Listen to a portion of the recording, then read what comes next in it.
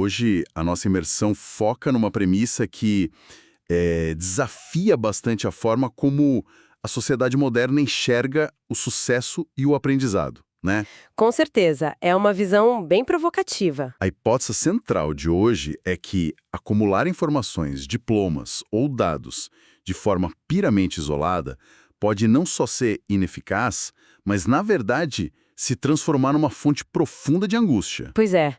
E isso é um contraponto muito forte ao mundo em que a gente vive. Um mundo que, idolatra o volume de dados acima de qualquer coisa. Exato. E para explorar essa ideia, a nossa base hoje é um trecho intitulado Instrução. Esse texto compõe um livro bem peculiar chamado Pensamento e Vida. A autoria do texto é atribuída a Emmanuel e a obra chegou ao público através da psicografia de Chico Xavier. Uhum.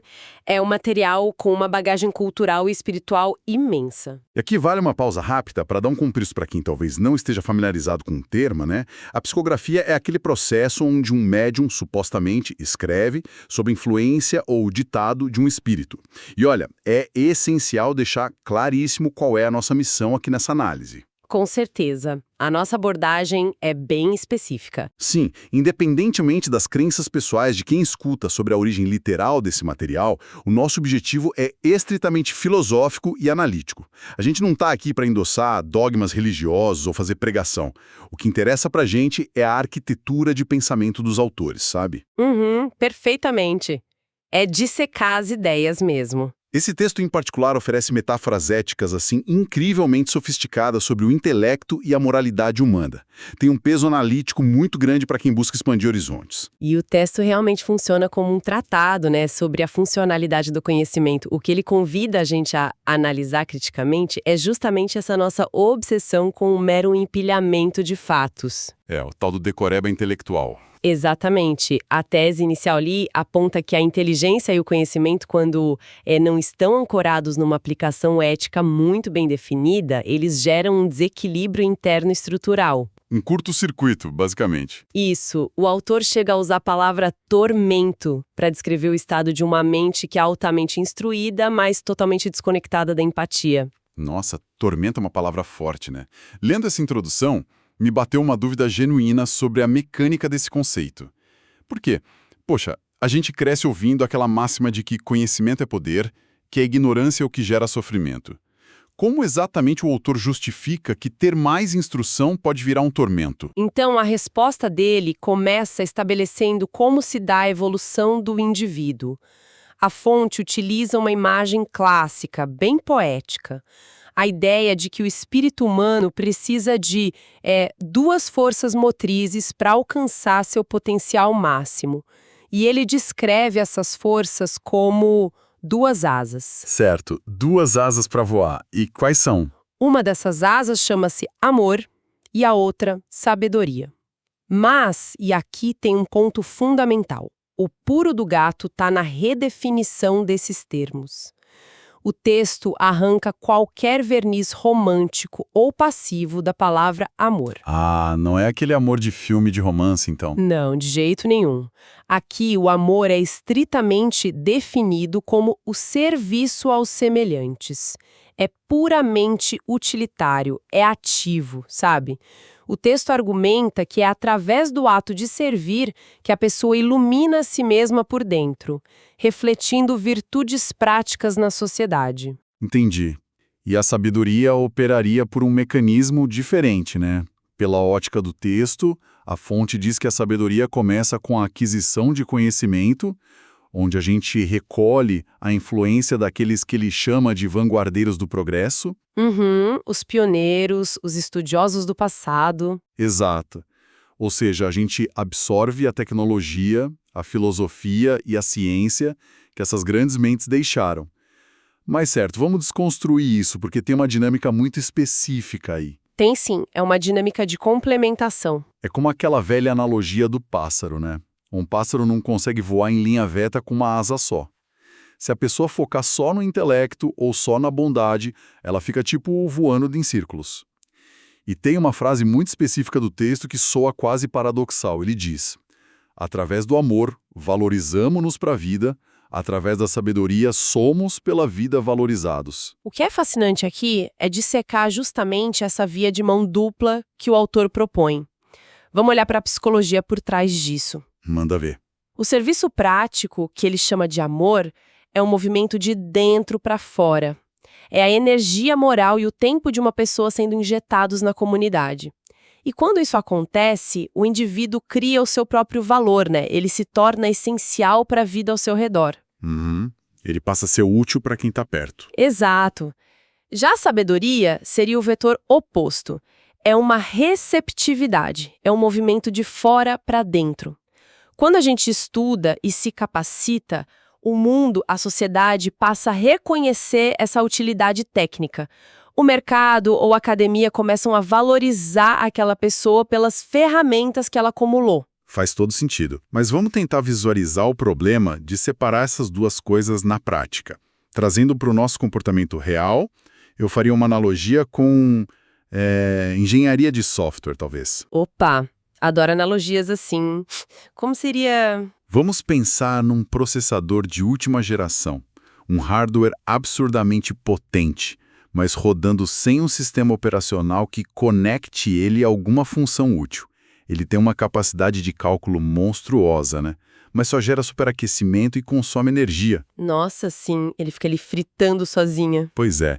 Da mesma forma, um sistema operacional com intenções maravilhosas, com uma interface linda, mas rodando num processador quebrado, também não executa nada. O programa não roda. Essa analogia do hardware ilustra perfeitamente a ineficiência. Mas olha, o texto vai ainda mais fundo na questão do dano causado por essa separação. Porque não é só uma questão de ser inútil, é uma questão de estrago mesmo. E para provar por que as asas precisam bater juntas, o autor introduz duas das comparações visuais mais impactantes da obra. As duas metáforas. Eu lembro dessa parte. Isso, a primeira aborda a chamada bondade que ignora. Ele compara uma pessoa cheia de compaixão, mas desprovida de instrução, a um poço amigo em plena sombra. Essa imagem me chamou muita atenção quando eu li. Imagina, tipo, um poço de água doce, fresquinha, maravilhosa, capaz de salvar qualquer viajante morrendo de sede. Mas ele está localizado na escuridão absoluta de uma caverna ou no meio do nada, sem nenhuma sinalização. Exatamente, fica lá escondido. Alguém pode até tropeçar nele por pura sorte e se salvar, sabe? Mas aquele recurso incrível é incapaz de guiar as massas até lá, ou de criar um sistema de distribuição daquela água. Falta justamente a luz da instrução para dar escala para essa bondade. O que a gente vê na prática com isso é o retrato trágico do esforço sem método, né? Se a gente analisar a história do assistencialismo, por exemplo, a gente vai encontrar inúmeros casos de projetos que eram movidos pela mais pura empatia humana, mas que fracassaram estruturalmente. Fracassaram por quê, você acha? Por falta de instrução básica, falta de noções de economia, de sociologia, logística. O desejo genuíno de curar a dor social estava ali presente, mas sem a ferramenta do conhecimento, o impacto ficou restrito, ficou dependente do acaso. O poço até alivia a sede de quem cai nele, claro, mas ele não altera a geografia do deserto ao seu redor. Muito forte isso. O que leva a gente para a segunda metáfora, que ilustra o polo oposto. E, arrisco dizer, reflete muito mais o atual estágio da nossa civilização. Essa segunda dói mais na gente hoje. Dói mesmo. O autor descreve a inteligência que não ama. E ele compara isso a um valioso poste de aviso. Um poste num deserto, né? Isso. Vamos visualizar aquelas placas de sinalização viária super modernas, brilhantes, indicando a latitude e a longitude exata da salvação. Só que elas estão encravadas no meio de um deserto super árido. O poste fornece a coordenada perfeita para o peregrino. Não tem falha na informação ali. A informação é impecável. Impecável. O problema é que, sendo um objeto frio, metálico, ele não fornece uma única gota de água. Ele aponta o caminho correto, mas o viajante exausto morre de inanição escorado na base daquela placa. E aqui é que a coisa fica realmente interessante. Não parece que a gente está vivendo hoje numa sociedade obcecada por construir postes de aviso? Se conectarmos isso ao panorama geral, sem dúvida nenhuma. A gente tem montanhas de dados. A gente tem rotas exatas, algoritmos de eficiência brutais, o que seria essa inteligência extrema, né? Mas, frequentemente, a gente ignora o poço, ignora o acolhimento, a empatia. A gente só aponta o dedo para onde está o problema. Exato. E essa metáfora traduz perfeitamente a raiz daquele tormento que a gente estava discutindo no início. Como assim? Porque a inteligência sem empatia gera angústia. Porque ela cria uma dissonância cognitiva cruel, sabe?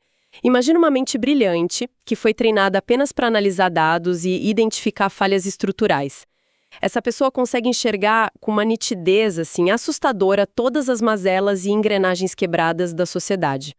Ela tem o diagnóstico exato na mão. Mas não faz nada com isso. Porque falta a asa do afeto. Falta o impulso interno para a ação, para o serviço. E aí ela não faz nada. O indivíduo fica preso num cinismo paralisante. Ele sofre com a lucidez da própria inércia, cercado de informações perfeitas, mas isolado da conexão humana básica. É o ápice da hiperracionalidade que não nutre ninguém. E analisando o panorama atual, é assustador mesmo. Nunca tivemos um volume tão gigantesco de métricas de produtividade, rotas de GPS exatas, inteligência artificial diagnosticando problemas complexos em segundos. A nossa inteligência sistêmica brilha como um letreiro neon hoje em dia. Nossa, brilha muito, mas o custo disso é alto. Muito alto. Ao mesmo tempo que temos isso tudo, a gente enfrenta epidemias de solidão, esgotamento mental, desigualdade. A gente constrói essas rotas mega eficientes, mas esquece de cavar os poços de água pelo caminho. E o texto crava isso de forma muito direta. Ele diz: todos temos necessidade de instrução e de amor. E o mais louco é que ele não coloca isso como uma dicotomia ou uma escolha de estilo de vida, né? Longe disso. O autor eleva essa integração entre o ato de estudar e o ato de servir ao status de rotas inevitáveis na obra de elevação.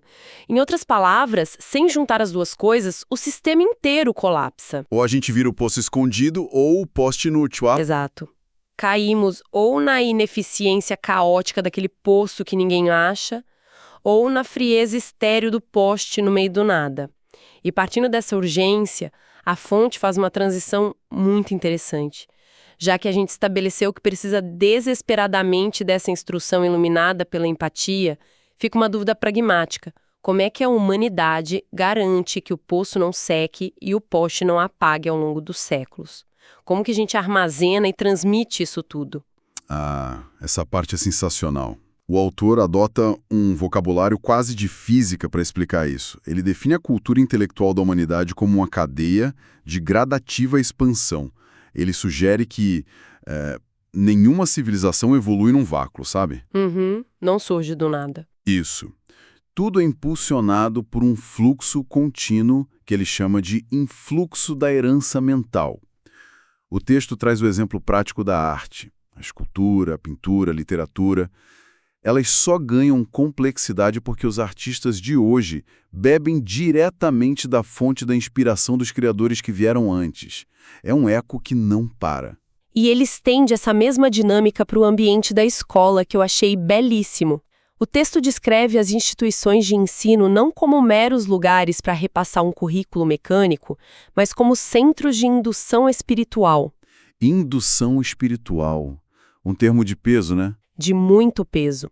O uso dessa palavra indução sugere algo profundo, porque na física a indução magnética ocorre quando um corpo transmite propriedades para outro sem nem ter contato físico direto, só pela proximidade do campo de energia, né? Que loucura pensar a sala de aula assim. Isso levanta uma questão importante. O texto implica que um professor hoje, dando aula, ele está literalmente imerso nesse campo de influência. Ele está dando continuidade ao esforço acumulado de todos os educadores que vieram antes dele na história humana. Mas, segundo a obra, a verdadeira espinha dorsal de todo esse processo, a tecnologia definitiva que permite essa tal herança mental, é o livro. A fonte atribui ao livro a função de ser um vigoroso imã que atrai e fixa emoções, além de um dínamo de energia criadora. Dínamo de energia. Eu confesso que dei uma parada para refletir sobre essa escolha de palavras. Porque chamar um bloco de papel com tinta de dínamo parece, num primeiro momento, um exagero meio poético, né? Parece, mas tem um motivo técnico para ele usar isso. Sim, e aí que o texto introduz o conceito de telementação. E aí que a estrutura filosófica amarra tudo de vez. Olha, esse conceito de telementação é, possivelmente, a ideia mais engenhosa de todo o texto. A tese é de que, através dos livros, o ser humano é capaz de realizar os serviços mais avançados de transmissão de pensamento que existem. É quase sci-fi isso. Totalmente.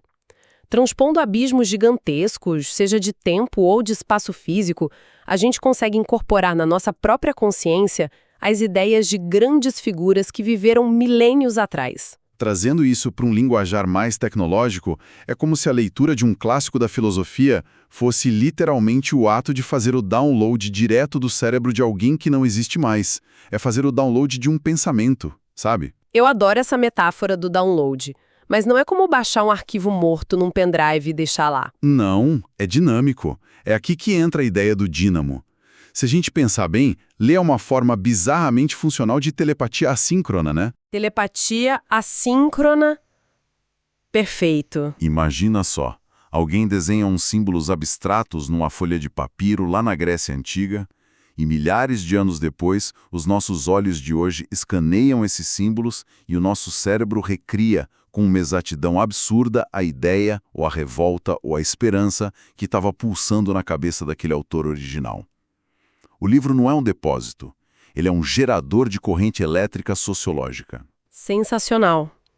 E explorar essa mecânica afeta diretamente o jeito que a gente encara o aprendizado, voltando na crítica do autor sobre acumular dados cegamente. Se a gente passa a encarar os livros só como arquivos passivos que a gente memoriza para passar numa prova, a gente está perdendo todo o fluxo dessa herança mental. Tá só enchendo o HD interno. Exato. O ato de estudar sobre a ótica da telementação não é absorver um fato frio, é permitir que a sua própria estrutura de pensamento seja ativamente reconfigurada pela inteligência e pelas experiências desses pioneiros da civilização. É literalmente entrar em sintonia com mentes que pavimentaram a realidade que a gente vive hoje. E para ancorar essa teoria quase mágica da transmissão mental através dos séculos, o autor encerra o texto convocando dois dos maiores exemplos históricos possíveis de influência. Ele fala de Sócrates e de Jesus. Dois gigantes. Sim. A obra destaca como Sócrates, um filósofo grego lá da antiguidade, se reflete até hoje de forma claríssima nas páginas escritas pelos discípulos dele. As pessoas que conviviam com ele capturaram o raciocínio dele, a ética dele e transformaram isso em registros que a gente continua consumindo e debatendo exaustivamente até hoje. Uhum. E logo em seguida, o texto aborda o impacto de Jesus, né? Observando a forma como esse arquétipo moral dele foi retratado nos escritos dos apóstolos que cuidaram de expandir a obra depois. A fonte descreve o Evangelho, e aqui é importante frisar, não em termos teológicos de salvação, mas como um espelho cristalino. Um espelho comportamental. Isso, um reflexo muito poderoso, através do qual a figura central se reproduz nas gerações seguintes, oferecendo uma bússola de conduta, né? Uma bússola direcionada para a construção de uma sociedade mais justa e pacífica. Então, o que tudo isso significa? Me parece haver um detalhe muito intencional e sutil nessa escolha de personagens. Pensa comigo. Se o texto passou parágrafos a fio exaltando o livro como o maior dínamo de energia da humanidade, Sim. por que encerrar citando logo duas figuras que, historicamente, nunca escreveram uma única linha de texto? Nem Sócrates nem Jesus deixaram um diário, um tratado, um pergaminho assinado por eles. Tudo que chegou até a gente depende inteiramente de como a vida deles reverberou na mente das pessoas ao redor. O que o autor quer dizer com esse aparente paradoxo? Essa constatação é genial, porque ela revela a camada mais profunda da filosofia do texto. O autor evidencia que o livro de papel, o pergaminho ou o PDF que a gente lê hoje, eles são só a infraestrutura técnica. O meio de transporte. Exato. A tecnologia real por trás da telementação é o ser humano funcionando como espelho. Se os maiores paradigmas do pensamento ocidental moldaram a história sem escrever uma palavra direta, dependendo exclusivamente da marca indelével que deixaram na mente dos aprendizes, isso prova uma coisa. Prova que nós somos, na nossa essência, reflexos em cadeia. O papel só preservou a imagem, mas foi a convivência, a conduta ali no dia a dia e o afeto que geraram o impacto inicial. Ou seja, a transmissão do conhecimento depende absolutamente da união daquelas duas asas lá do comecinho da nossa conversa. O conhecimento precisa do amor humano, que é a prática diária, e o exemplo ético, para conseguir se fixar de verdade na herança mental de uma civilização. A sua diretriz final, a conclusão que dá título a essa obra. Conhecer é patrocinar a libertação de nós mesmos. Ele não trata esse estudar sempre como um hobby para ficar inteligente ou uma ferramenta para o ego brilhar num debate na internet, sabe? É um dever. É um dever cívico e moral contínuo. Quando a gente escolhe estudar, estamos ativamente escolhendo qual tipo de espelho nós queremos ser para a nossa comunidade agora e para as próximas gerações que vêm aí. E essa libertação que o texto menciona é muito concreta, né? Não é um negócio místico e distante. Adquirir instrução empática liberta a gente da miopia de ser aquele poço escondido na sombra, que tem boa intenção, mas não tem ferramenta para causar impacto real. Que só fica na vontade. Isso. E, ao mesmo tempo, nos liberta do cinismo e da frieza de ser aquele poste brilhante no deserto, entupido de verdades lógicas, cheio da razão, mas incapaz de aliviar a dor da pessoa que está do nosso lado. A instrução real cria as rotas precisas e, simultaneamente, cava os poços de água ao longo do caminho. Tem que ser os dois. Perfeito. Ao fundir essas duas posturas, a pessoa assume o lugar ativo dela, nessa enorme cadeia de alimentação histórica. A gente deixa de ser um acumulador passivo de informação que só consome e passa a operar como um farol funcional, né? Dando prosseguimento à obra daqueles que o texto chama de paladinos da luz. Paladinos da luz. Aquelas mentes que lutaram, né, para civilizar os instintos da humanidade ao longo de tantas eras. Nossa, lendo a instrução dessa forma, o nosso cotidiano ganha um peso completamente diferente. Matricular-se num curso, debater uma ideia, abrir um livro ou ler uma pesquisa científica deixa de ser só cumprir tabela, né? É um momento de conexão elétrica com o passado. E mais do que isso, é uma responsabilidade estrutural com o futuro. E exige da gente aquele reconhecimento constante de que nenhuma sabedoria teórica vale o espaço que ocupa na nossa mente se não for traduzida num serviço tangível para a sociedade, né? A sabedoria te ensina o como fazer, mas é o amor e a utilidade prática que dão o porquê fazer. Sem o porquê a coisa não anda. Sem o porquê, qualquer sistema, por mais inteligente e brilhante que seja, ele acaba devorando a si mesmo. Com toda certeza. E para encerrarmos a exploração dessa estrutura de pensamento incrível hoje, eu acho fundamental a gente puxar essa responsabilidade direto para o nosso colo, para a nossa realidade super conectada de hoje. Vamos lá, é a hora do choque de realidade. Pois é.